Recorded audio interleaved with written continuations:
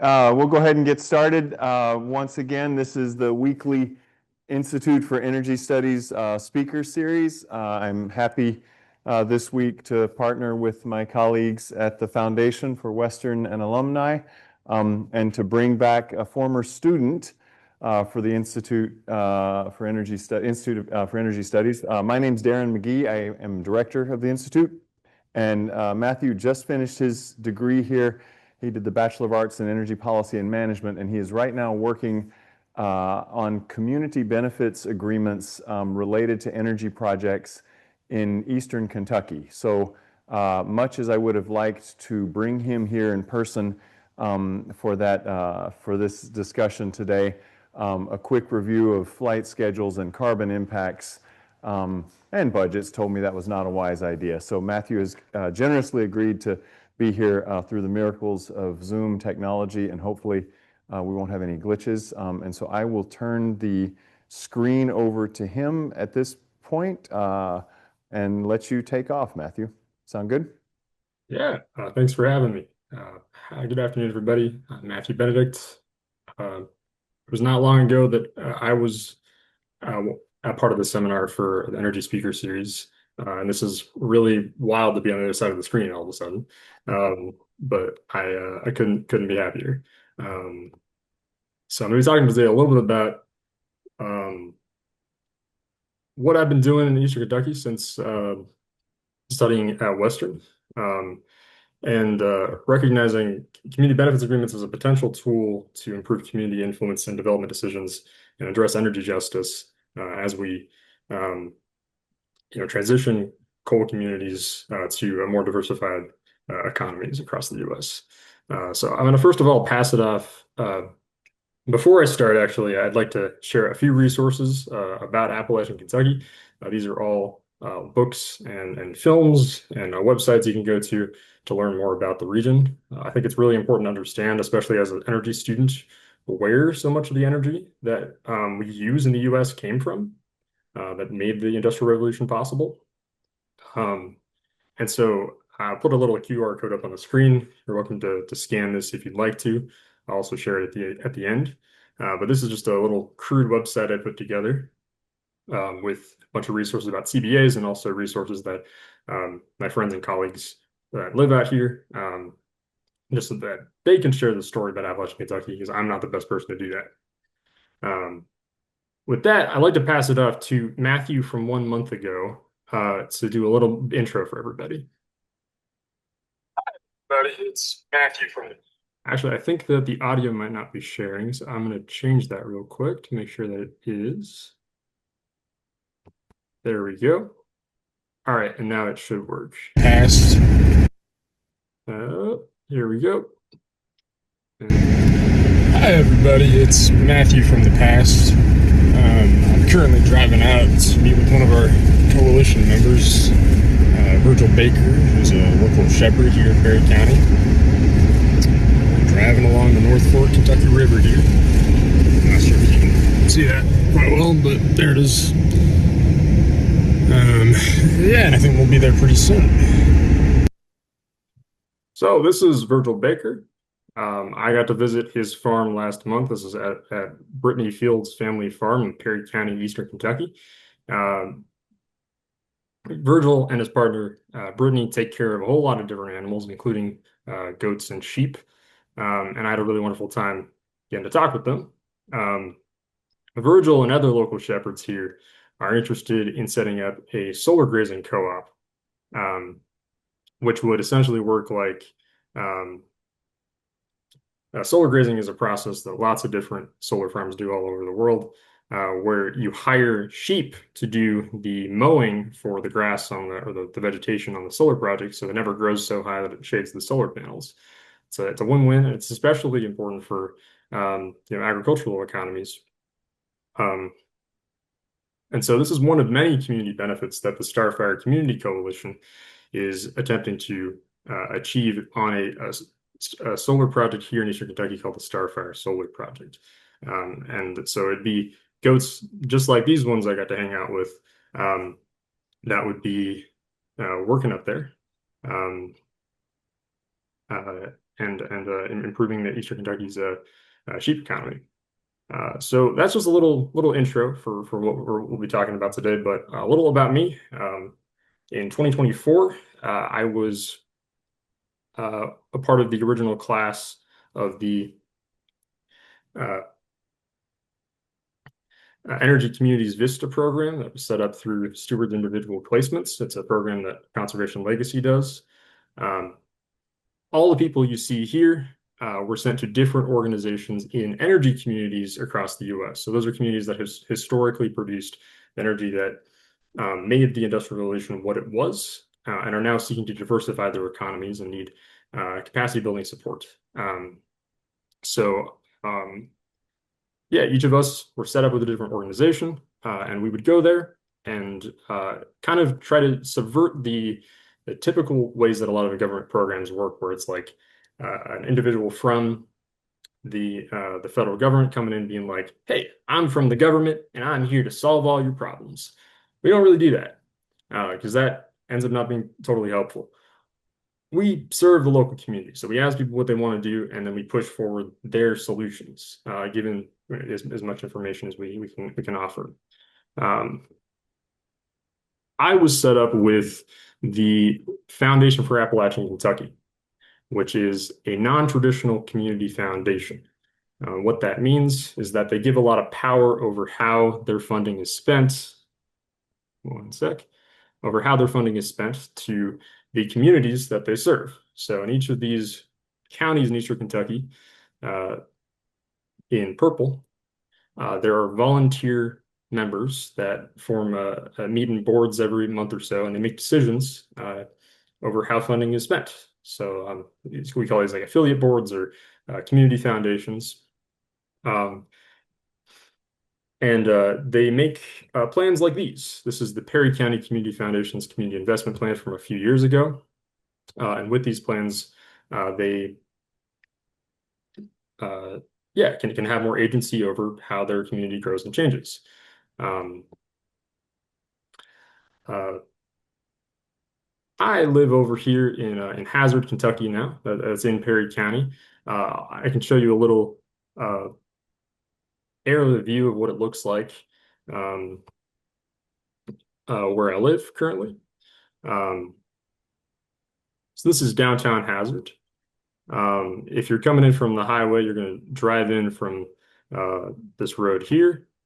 You're going to come back past City Hall, past the art station, past this is the Grand. And then this is the Foundation for Appalachian Kentucky's Hazard office. This is where I work every day. And if you if you go a couple hollers over, so a couple valleys over this way, you'll find the land of what was the Starfire surface coal mine, which we'll get into now. So we're here in Perry County. Let's zoom in on Breathitt, Knott, and Perry counties. So here those three are. Actually, when I was at Virgil's farm and talking to him about his work experience, he actually worked up on the Starfire mine back from 2008 through 2012 before he was laid off. He's had many jobs since then before he started farming. But he told me that back in like 2010 or so, when Google Maps was becoming more of like a popular thing to have on your phone, he opened up his phone while he was up on the strip job, and he noticed that he was in three places at once, right on the intersection of these three counties. And this is what the project looked like up in the 90s. If you're not familiar with strip mining, this is different than like underground, digging a tunnel type mining. This is where you cut off a mountain in sheets from the surface. There's been lots of controversies over this method of mining over the years, which isn't the focus of this presentation. But this is what the Starfire site looks today. Many parts of it are still being mined, but a lot of it has stopped mining, and areas have built a thin layer of soil, but a lot of it is, like you can see off in the distance here, that's just exposed rock to the surface. And having so much of these higher ground sites um, being mined out has caused issues with flooding in the region because there's less soil to hold onto the water. Um, um, and there's also a lot of demand to nowadays, since this land is up there and it's flat. If you ever come to Appalachian, Kentucky, you'll notice that there's not a whole lot of flat. It's just ups and downs. But these reclaimed mineland sites give opportunities for things like um, higher ground housing, away from the flooding. So it's kind of an interesting situation where it's causing a problem, but also giving an opportunity for a solution to it, um, uh, which is definitely very tricky. However, I have a little video I took when I was up at the site last year. It's a little bit quick, but I'll pause it at a couple spots. Um, yeah, this is about what it looks like. Um, just flat as the eye can see. And this, again, can be used for a lot of different things, but the solar company from Florida called uh, Bright Night Power is interested in building a solar farm up on the reclaimed land of the Starfire surface coal mine. So we're calling this the Starfire Solar Project. Um, Last year, they got approved to build the first 210 megawatts of solar up on this site. Um, and they have plans to grow the project to be 800 megawatts or so. But that was before tax rebates got pulled back a lot last year. So it's unclear how much it will expand. This project was made possible through a collaboration with Rivian and the Nature Conservancy, who will be buying renewable energy credits from this project. The way that Rivian and the Nature Conservancy decided on what type of solar farm or solar developer they wanted to buy power from is they made a toolkit that defined 3 different tenets that they wanted to have solar developers uphold, those being commitments to the climate, to conservation, and to the communities around the project. And Bright Night Power with the Starfire project scored the highest with out of any who applied. And so they're buying about 110 megawatts in RECs from this project that once it's built. And so back in 2024, Bright Night representatives came to Breathitt, Knott, and Perry counties, and they did a presentation to local community members where they this is one of the slides. This is one of the slides from that presentation about community benefits. And one of the things that they listed here was operating a community fund through the Foundation for Appalachian Kentucky. This is how they were meeting that commitment to community. Now, this is before I joined the foundation. The person that was working with Bright Night regarding this fund asked them a very important question. And that question was this: how much do solar projects of this size tend to give in community benefits payments? And this was a question that Bright Night Power had difficulty answering. And so the foundation reached out to an organization called the Ohio River Valley Institute, and they shared a study analyzing other solar projects from across the U.S. and how much they tended to give in community benefits. And then compared those to the offers that Bright Night was making. Now, this study is not public at this time because there's a lot of changes that need to be made, but it might be published later this year. But I can give you the spark notes from it. This is a little graph I put together. Here in blue is 9 other solar projects from across the U.S. These are the other ones that they compared it to. And to do an apples-to-apples comparison of community benefits payments for different sizes of solar projects is they put all of the funding that was promised to communities into present value. So any funding from the future put into present value today, how much is that worth? then divided that by the size of the solar project. So how many megawatts is there in capacity for the solar project? And if you do that present value per megawatt, you get an apples to apples value you can use to compare different projects based off of their community benefits. And in red here is the average of all these different projects.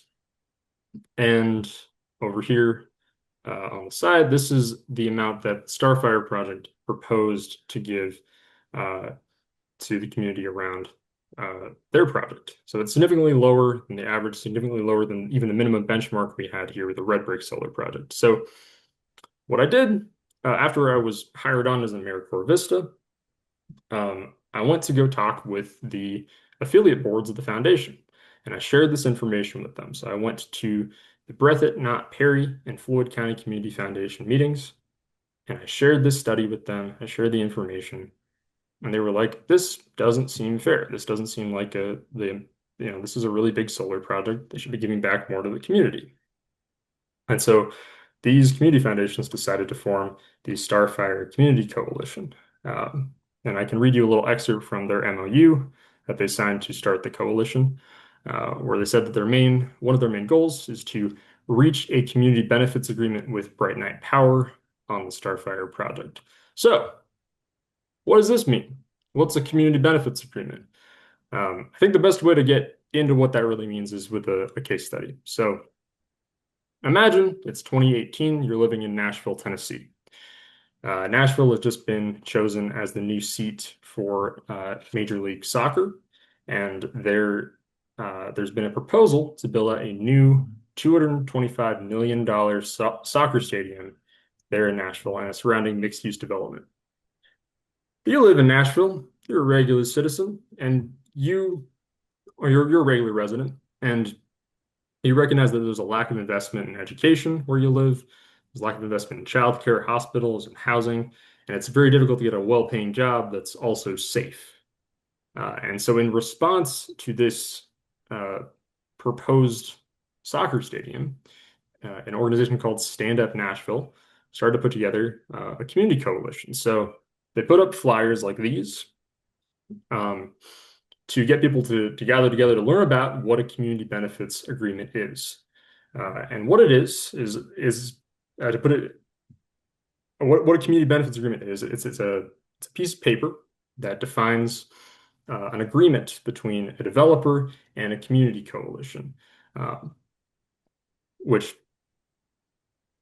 enshrines that the developer will give benefits defined by the community in return for conditional support from the community. This is a pretty helpful structure because it avoids it's just a private agreement, and it doesn't need to rely on bureaucratic channels of getting community benefits alone. So it's essentially just saying, I'll support you if you support us. I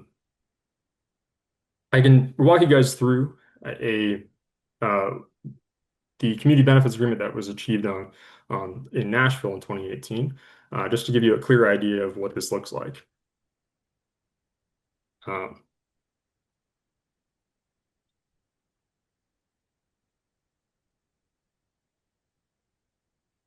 Yeah, so at the beginning of the document, it just lists some things that the community coalition and the developer agree on, and some definitions for the document. Then it lists the responsibilities of the developer. And in this case, those responsibilities are different community benefits, like having a childcare facility in the mixed-use development, doing things like to support local soccer clubs for students, a whole bunch of different stuff. Also, affordable housing in that mixed-use development around the stadium, and also assurances for local workers that live there.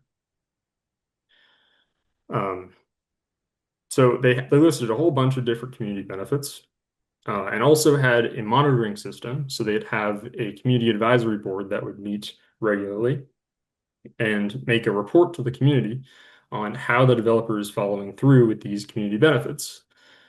Now, in return for these community benefits, they list the community coalition's support obligations. So the things that they will do to support the project. That can go anywhere from strong support, like what they did in this case, where they would send letters of support for the project and do like a media program to try to get more people to support the program, to support the development.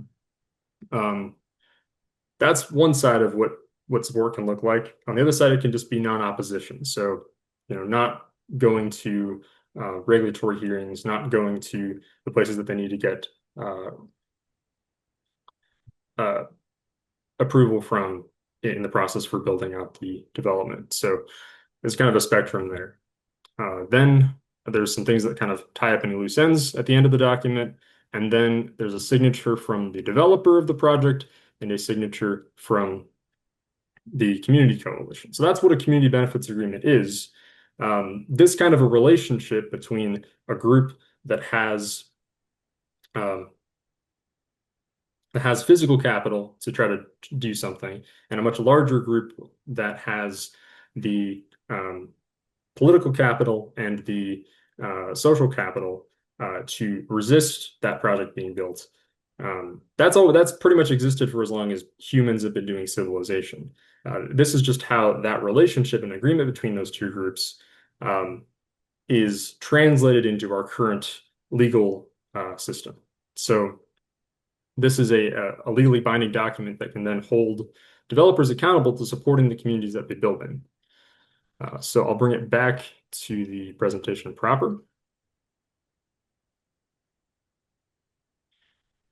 So through negotiating for this community benefits agreement, they got a whole bunch of different community benefits. Over $75 million in community benefits was secured. And so, this brings up the question, why is community support for projects like these so valuable? And the main reason behind that is because it reduces risk for developers. If you have committed support from the local community, that means that you don't have as many risks in terms of regulatory barriers, or you don't have risks around losing your brand image. You'll have an easier time getting like grant funding for this kind of stuff. Reducing risk can save large companies and large developers a whole lot of money. If you read one resource on community benefits agreements, I recommend you read this one. It's linked in the website I put together at the beginning, and I'll also link that at the end. But it's called Common Challenges in Negotiating Community Benefits Agreements and How to Avoid Them. Kind of the spark notes here is that you need to understand that community benefits agreement isn't the best tool for every situation. And also it can be dangerous when a CBA is weak. Sometimes a developer can create their own community coalition that doesn't actually represent the local community, or there isn't enough representation from local organizations or local community members to actually address the actual needs of people that live there. So it's very important to follow the four main tenets of the strong CBA according to this paper, which is that you have to make sure the community interests are well represented, that the process is transparent, inclusive, and accessible, that in the CBA you list concrete, meaningful benefits that deliver what the community needs, and there's enforcement mechanisms that ensure that the developer is accountable.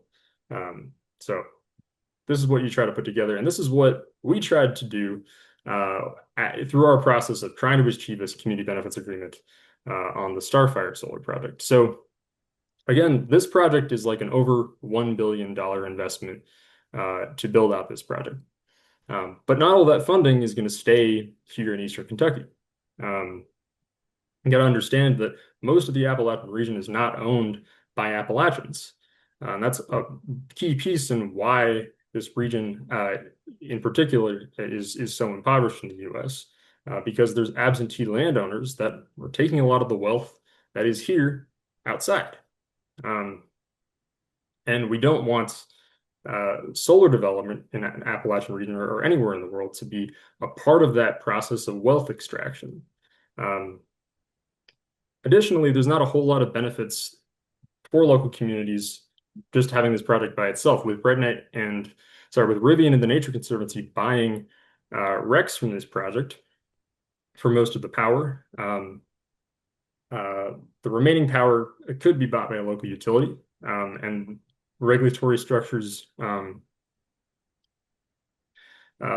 if regulatory structures were improved so that having cheaper power will lead to lower electric bills, that's a little bit tricky in monopoly structures for how utilities work here in Kentucky. But even if that was the case, there's no guarantee that the state siting board would approve a local utility to buy electricity from this project, since there was another project over in here in Perry County called the Bright Mountain Project that was denied Kentucky Power getting to buy power from that project because Kentucky Power, according to the state, didn't show enough evidence that it would reduce costs, even though solar is much cheaper than other energy sources. But companies like Goldman Sachs have invested large amounts in BrightNight. There's clearly going to be a lot of value from this project for the developer. And as people have put stuff online, news organizations sharing information about this, this is a $1 billion investment in Eastern Kentucky. A lot of people have been asking the question, which I think there was one post that someone made on Facebook that I think really summed this up really well. If it doesn't benefit Eastern Kentucky, then why are we allowing this? It's a perfect question. And a community benefits agreement can be a part of trying to, tackle with this question. So in our case, we're interested in building this community coalition that can then give conditional support to BrightNight for the Starfire Solar Project in return for benefits that are defined by community members. And so what we had to do was build out this coalition, figure out what benefits people wanted, and then write those up in a draft CBA and send it to BrightNight Power. And that's as far as we've gotten, just for total clarity. And I'll kind of walk you through that process that we've gone through so far.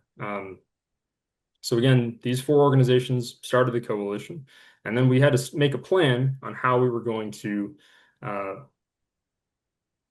achieve the CBA. So we broke it up into three phases. These are actually phases that were, this is from a presentation that, let's see, the Department of Toxic Substances Control put together, which is fantastic. But this three-phase project for a community benefits agreement is you start with coalition building, where you get a whole bunch of different organizations to sign on to being a part of one coalition in solidarity with one another.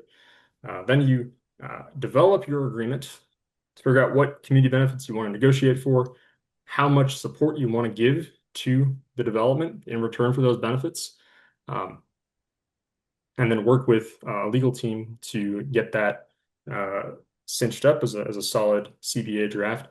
And then you share it with the developer and start negotiating on what should be in there.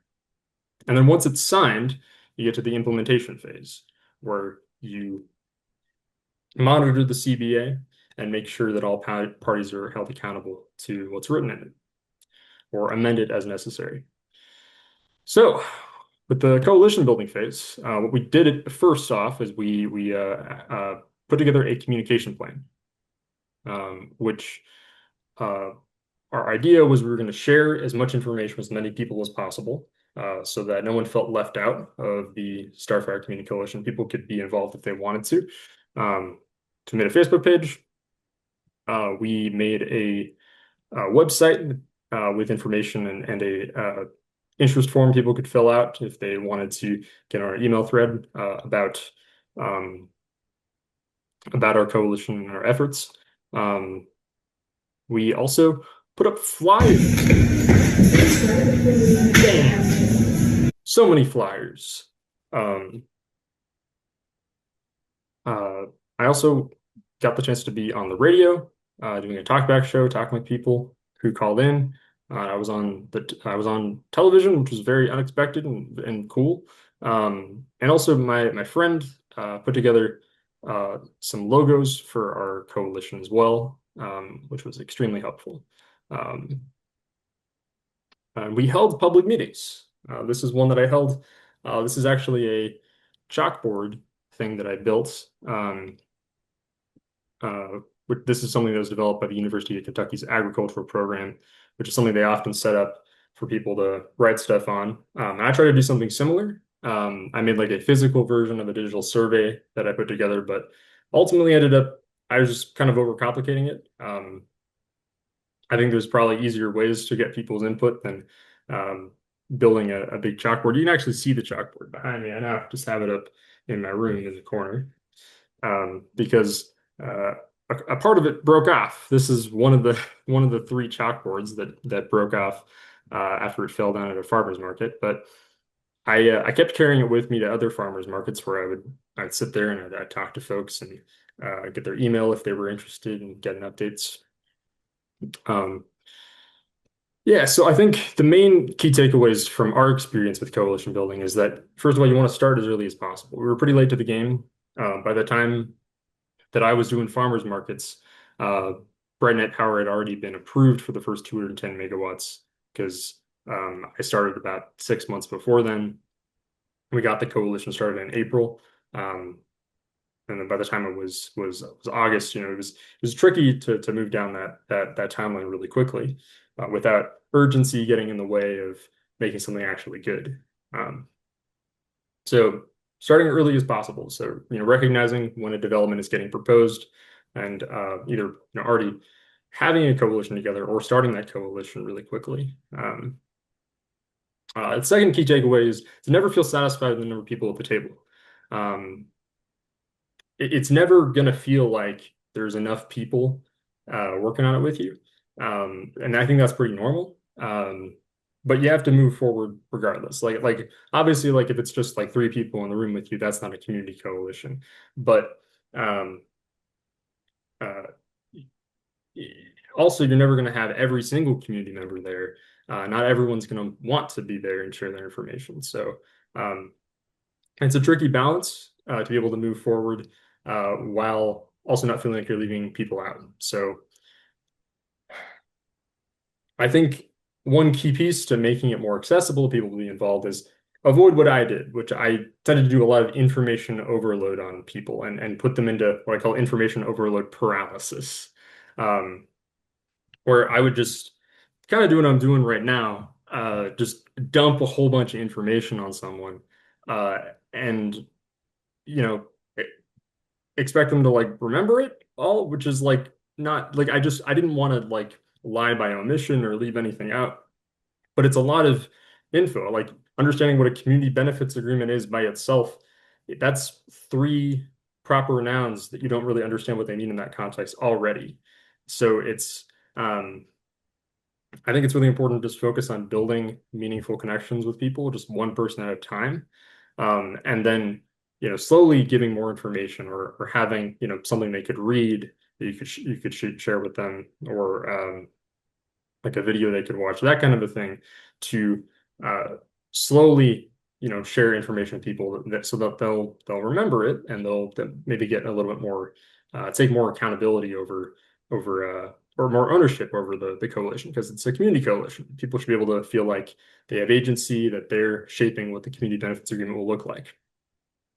So those are key takeaways for coalition building in my experience. The second phase is around agreement development, and the main parts around this are getting some solid data you can base what your community benefits should be off of. And good ways to do that is find a bunch of case studies. So going back to the example before with the analysis comparing it to 9 other solar projects, these are all best-in-class solar projects, the ones that gave a lot to the local community.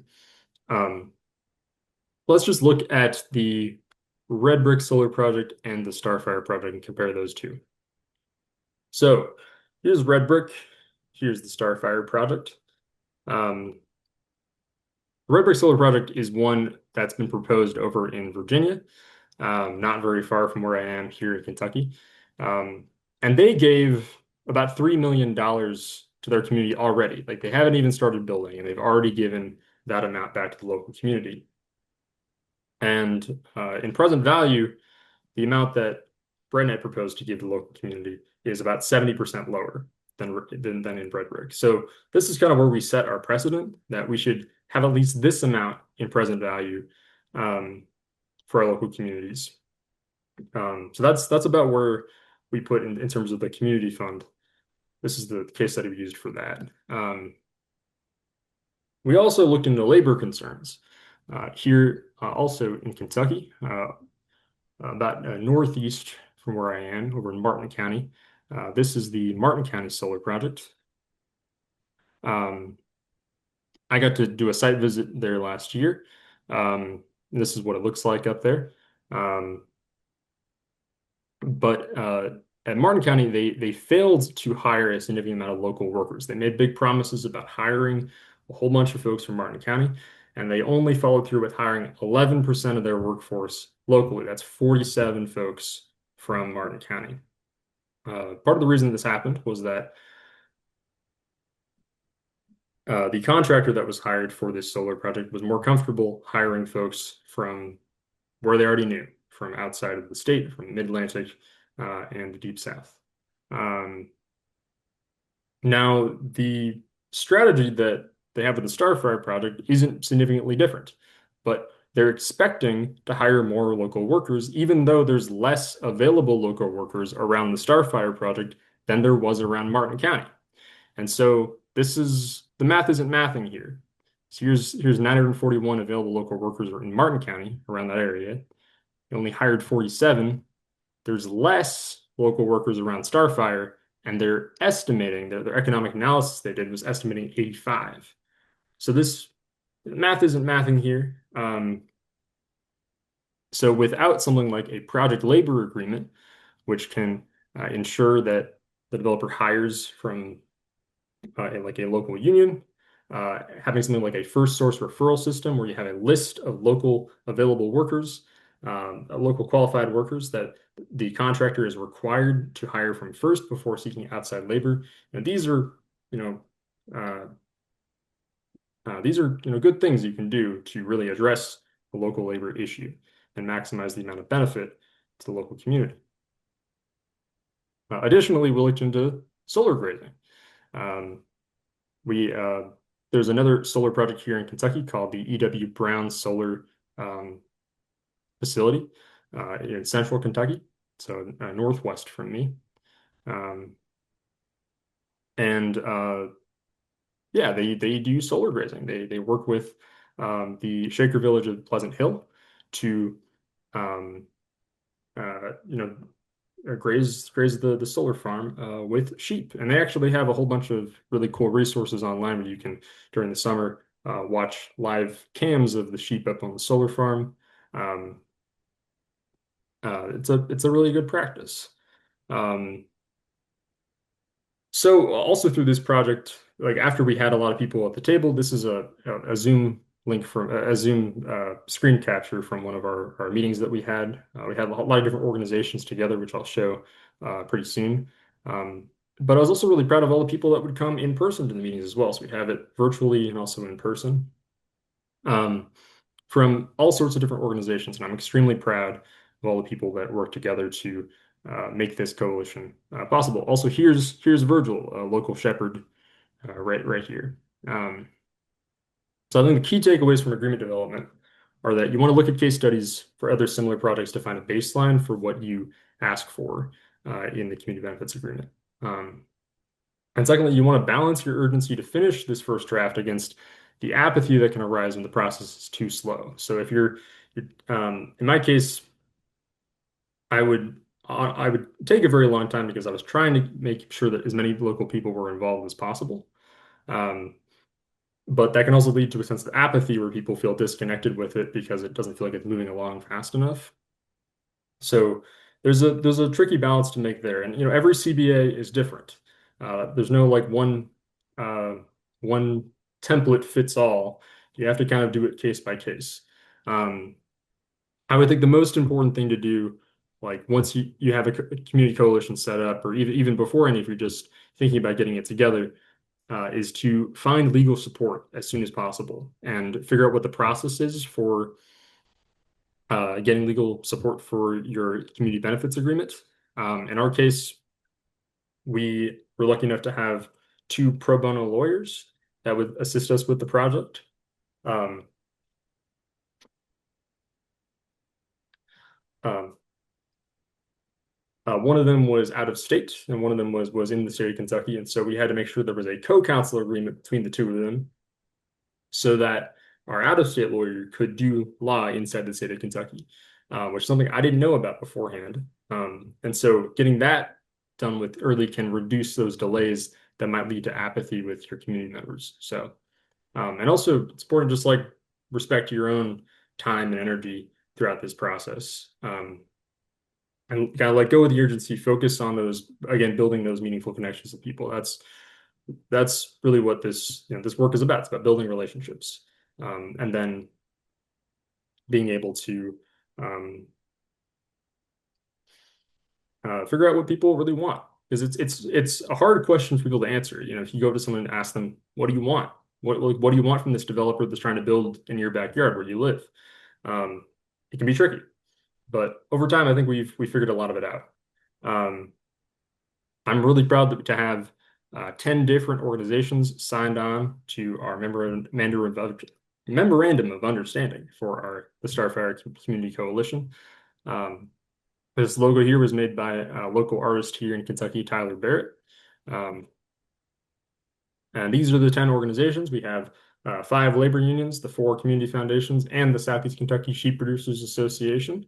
We also have our legal team, Nate Porsang with Fair Shake Environmental Legal Services, and Evan with the Apple Red Legal Aid, and Dee Parker being our legal liaison for the coalition. This could not have been possible without our legal team helping us through the process of drafting the CBA. And a whole bunch of other organizations. These aren't all the ones that have helped us so far, but this is a lot of them. Either by joining our coalition meetings and giving us perspective on what to do, running trainings for our coalition, doing analysis, writing us a support letter, or allowing us to use their name in the writing of the CBA. It's just all these organizations have made this extremely helpful. It has made this process possible. Solar stewards in particular have put together a tool called Community Pact, which we are planning on using for the implementation phase of this community benefits agreement. This is a tool online, which it's a software you can fill out as like an online dashboard for monitoring a community benefits agreement. So you can put in what all the commitments are listed in your community benefits agreement, and then you can track over time how well the developer is following with those commitments. And this way you can be as transparent as possible with the local community, because you can use it to create a report that you then share share publicly. So I really hope that we are able to use this tool. We also have a conflict resolution system written into our CBA. This is like a flow chart I put through. I broke down. I'm happy to explain it for folks if people are interested. But basically, it's a system we go through before just litigating the CBA and like going to court over it. Or we just have different systems to talk it over instead of going to court. But if it does get to that point, CBAs have been successful in court before with the New Flyer bus manufacturing company. They had signed a CBA around 2019 where they had commitments around hiring, commitments around the wages they would pay their workers in their factory. And they were failing to pay us workers as much as they promised. But the community coalition sued New Flyer and won. So it is possible to litigate a CBA if necessary. So key takeaways from implementation with the Starfire CBA, that's to be determined. Our CBA negotiations have yet to begin. We have shared our CBA with BrightNet Power, the developer, and we're looking forward to having negotiations with them very soon. But these are all the different community benefits that we're negotiating for. We have 5 main ones. One is around having solar grazing on the project. Another is around having field trips for local students to be able to go visit the project and learn and gain energy literacy. We also want to make sure that there are a study done on what stormwater impacts it might have, and implementing any solutions to prevent things that have happened on other solar projects where water retention ponds flow over and lead to more flooding. We also want to make sure that there's a project labor agreement with local unions on the project, and that there are commitments for local workers to be hired and prioritized in the hiring process. And also to give a significant amount of funding to the Foundation for Appalachian Kentucky, which would be through a fund that could then be advised by folks from each of those counties to do whatever kinds of projects people are interested in doing. I have the CBA right here. I can talk with you guys about really what it looks like if you'd like. So I'll just go through the different sections. So at the top here, we have the article. Yeah, so at the top, we just have like the recitals, the things we all agree on, very similar to the first CBA I shared with you guys earlier. We have a section on cooperation guidelines. So these are things like there should be transparent decision-making. Any meetings that we have should also be accessible to the local community. There should be like a Zoom option for folks, and that there should be like a scheduled presentations to share the progress of the solar project with the local community. And also that there will be an oversight committee. So like there will both be a community advisory board that will meet regularly to make those reports to the local community on how the CBA is going, how they're following through with those commitments.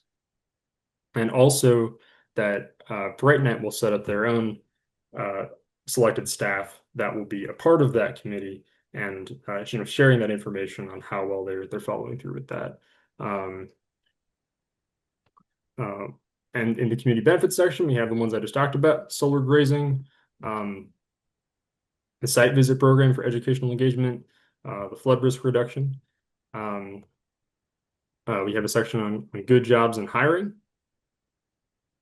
where we'll be putting together a combined hiring policy to help local workers get hired on this project.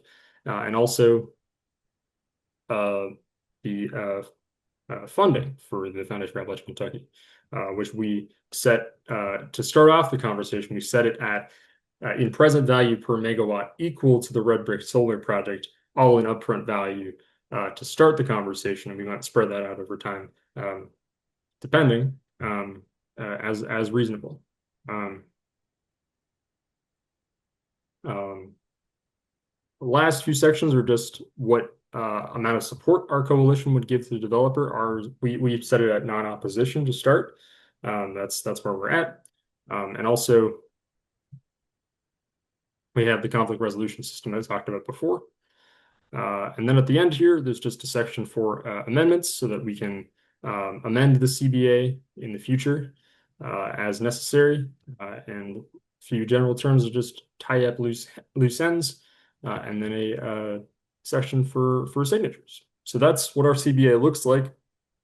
And you can, again, from that link at the beginning, you could find the CBA online if you're interested in reading. It'll change over time as we get into negotiations. So before I end off today, I'd just like to talk about one last thing.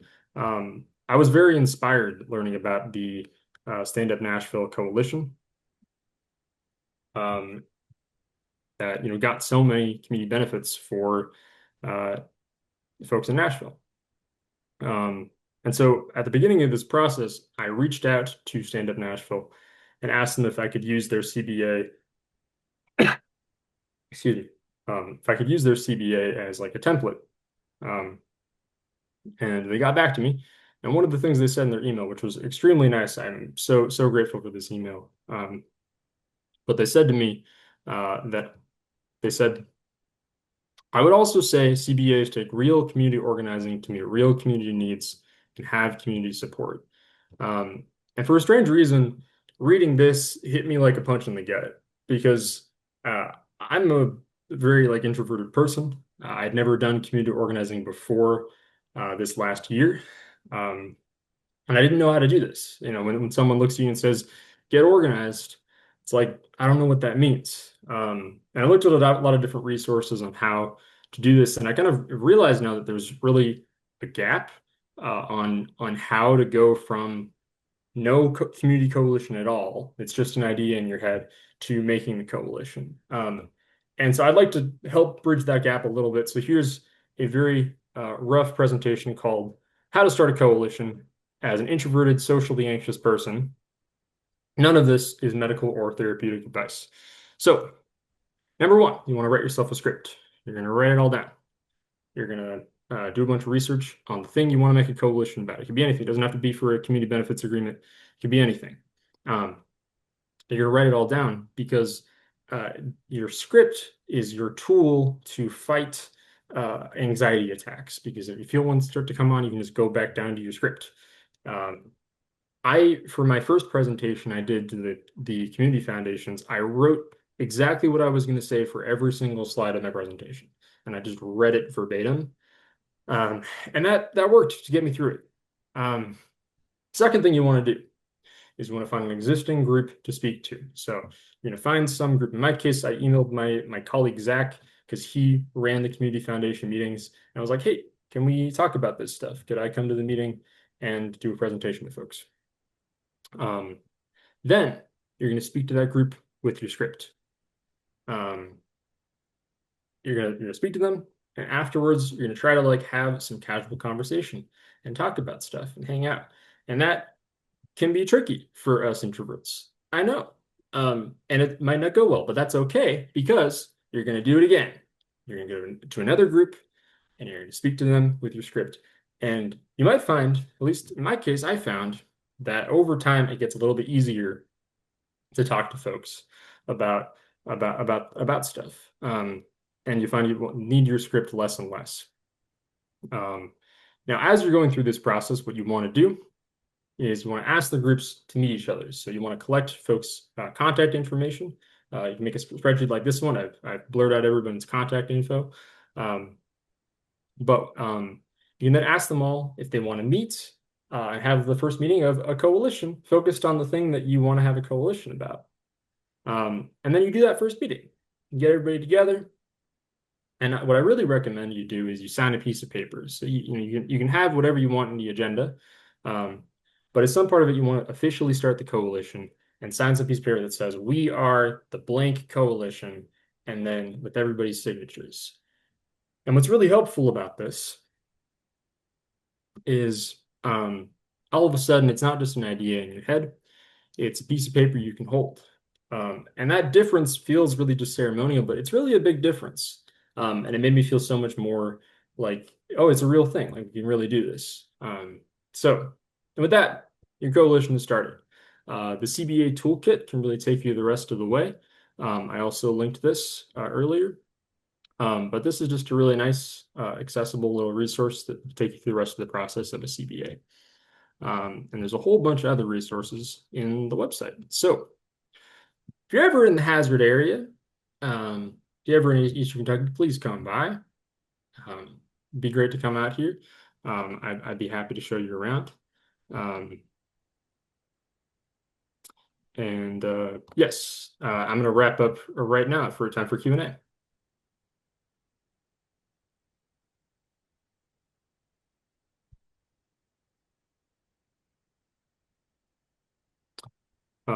Yes, Darren, I don't think I can hear you right now, but um,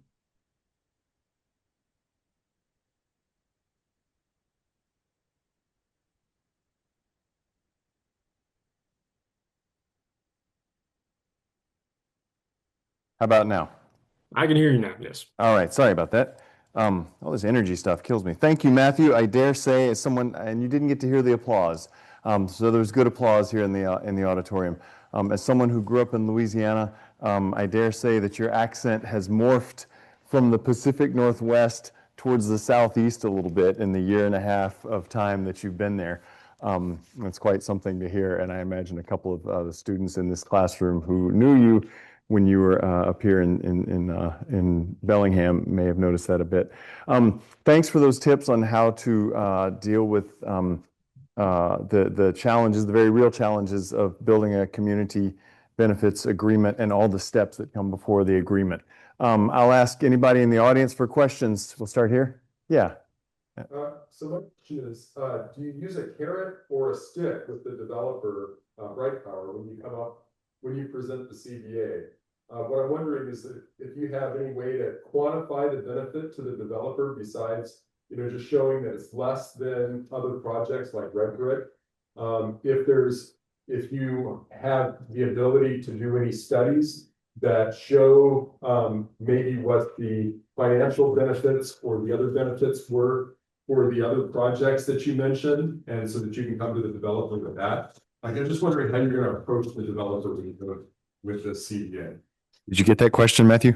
Yeah, I think I heard that. Okay. Yeah, so that study by the Harvard Valley Institute, I did not go into that question in particular, but they're currently revising it, and I can definitely share that with them to see if more information on the kinds of benefits for developers.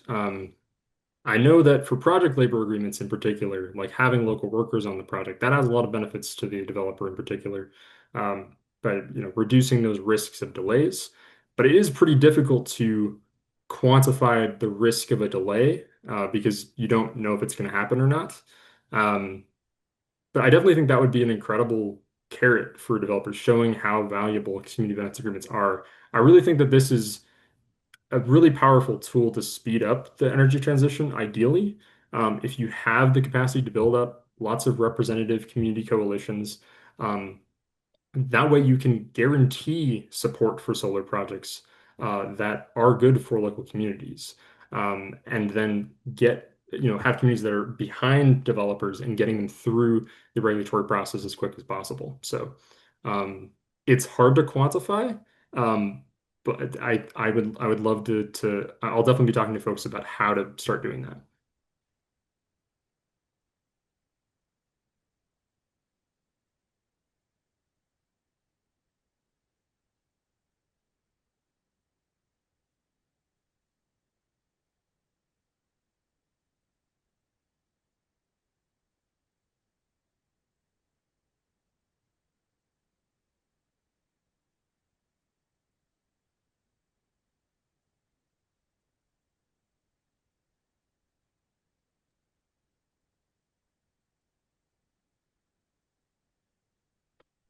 Darren, I think your mic might be off again.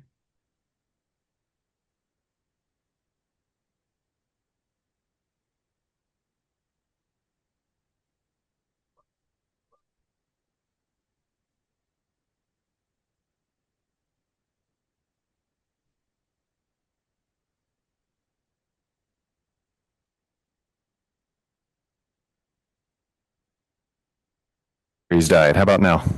Yeah, I can hear you. Thank goodness for rechargeable batteries. So where was I? It's easy for one side of these, one of the two parties to hire lawyers to basically argue against having to fulfill a certain component of the or certain part of the agreement. So how does that? One, easy question: when do you hope to have the CBA executed?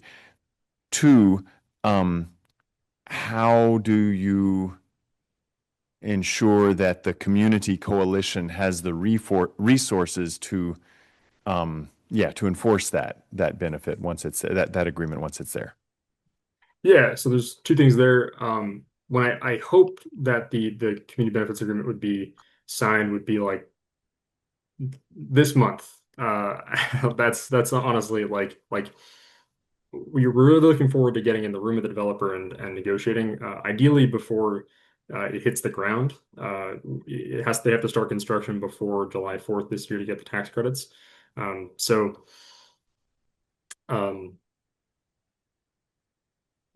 So ideally before then, so we can make sure local workers are hired on this project and hired in the future for the project. And sorry, again, what was your second question?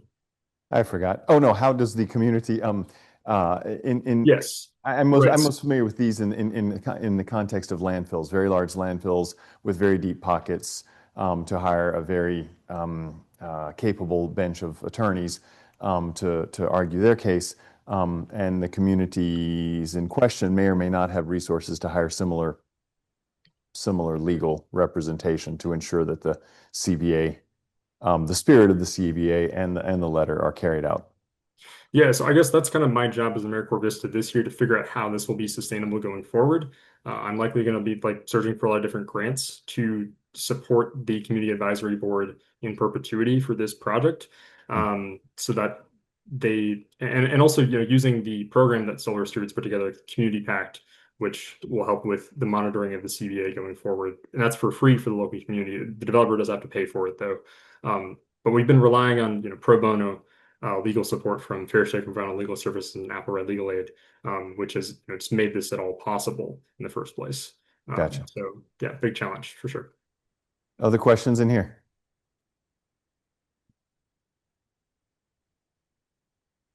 Okay, I have one more then, if I may.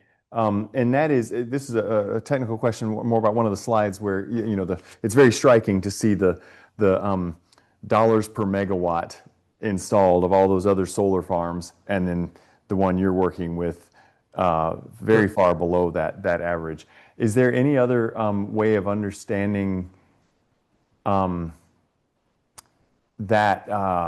community contribution normed by something other than megawatts, that is maybe by community size?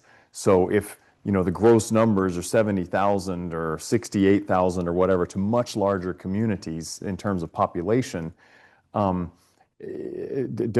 that be a potential weakness in the argument in saying, look, this benefit, if of just looking at it by dollars per megawatt, is there Yeah. some, have you looked at it in dollars per person, say? So I have not. That's another Yeah. great one to bring back to the researchers. Thank you for that. Yeah, I guess in our case, a lot of these were in much larger population areas. And also for clarity, these are just the best in class solar projects across the US. This wasn't like a random sample. It's particularly because Bright Night was describing this solar project as a best in class solar project. That's what they wanted to be recognized as. And this is kind of like, this is the benchmark for that. So I suppose there's different ways of looking at it. Mm. Yeah. But I think at the end of the day, Appalachian Kentucky, regardless of the amount of population here, deserves the same amount of investment as anywhere else in the US. So yeah. Great. All right. Well, I want to thank Matthew once again for doing this, and thank you to all of you online who've signed on. We'll end the broadcast for those remote right now with thanks again from my colleagues at the foundation for doing such a fantastic technical job on making this happen. But I learned a little bit about community benefits agreement today, and I thought I knew a fair bit about that. So thanks all. Those in the classroom, hang tight for a few minutes if you would. And Matthew, I think you wanted to hang on for a bit too. Yeah.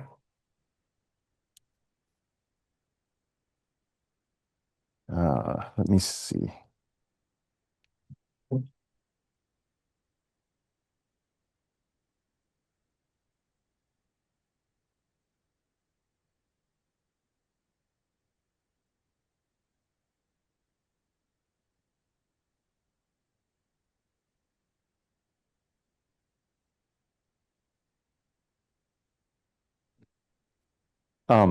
No, so one of I mentioned landfills. I taught a course on garbage for 15 years, and this is always another question I had for Matthew a minute ago was, is there the idea of a standard community benefit? So a landfill operator might come to your county, often rural counties with lots of land, similar kind of appealing spaces that the solar developers are finding in Eastern Kentucky, and saying, hey, we can build a very large landfill to the tune of hundreds or thousands of tons per day of garbage. And here's our standard community benefits agreement model, right? And that idea of a standard model is completely, that's bogus. That's That's designed to put the developer in the driver's seat of these agreements rather than actually what Matthew's arguing here, listening to what the community wants and needs in that specific case, right? So that was kind of where I was going with that question. Matthew, you wanted to You're say good to something. go, Darren. Okay, Matthew, you wanted to say something about other aspects of living in Bellingham as a place that you knew and loved when you were here and living here in this moment in time. Yeah, for sure, for sure. Yeah, I was wondering if the recording could be stopped here on Zoom, if that would be possible.